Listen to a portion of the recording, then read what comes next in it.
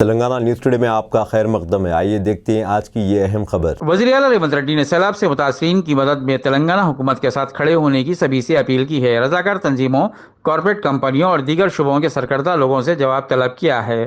सैलाबज़दागान की मदद के लिए ज़्यादा से ज़्यादा मदद फराहम करने की अपील की है।